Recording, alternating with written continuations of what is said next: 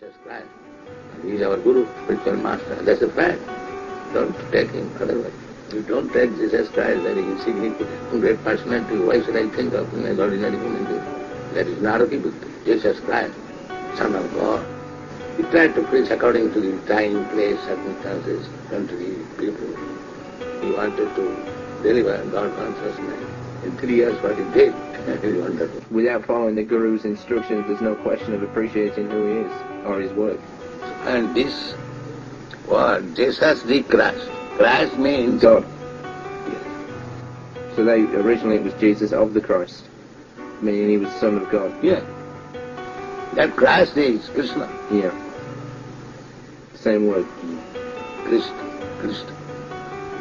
Christ means Krishna. Christ means Krishna. He's when he was teaching is exactly in accord with what we're doing. Yes. I was reading some of his instructions, what he was giving to his original disciples, and he gave them examples that the birds, they are not worrying about their food, and God is supplying. So you should not worry for your food. You should simply go out and preach. He said, so what should you worry if you go out and preach? Do you think that God will not give to you? He's giving to the birds. That is all. And he told them you should not worry for your food, for your clothing, for somewhere to stay. If you preach, then God will look after all those things. And he had them give up everything. They had a common pool. Anyone that came to join him, they would pool all their resources and share it among them. Anybody who was with nothing, he would get something. They would get food and clothes like that. He was a actual Vaishnava, teaching Vaishnava principles. They asked me the question, what is your opinion of Christ? So I said, he is our Guru.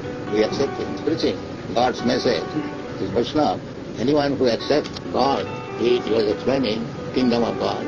So according to time, circumstances, audience, we can just imagine what kind of people we have to deal with. So we read that Christ said that I and my Father are one. One means in quality. We are one in quality. When we realize that I am not this body, I am spirit soul, I am part and parcel of God, then bhakti begins, then he enters into bhakti. After Brahma realization. Movement is to awaken God consciousness of the human being. Movement is to awaken God consciousness of the human being. Human being is distinguished from the animals, that the animals cannot understand what is God. Mm-hmm. And if the human being also does not understand what is God, then he is animal.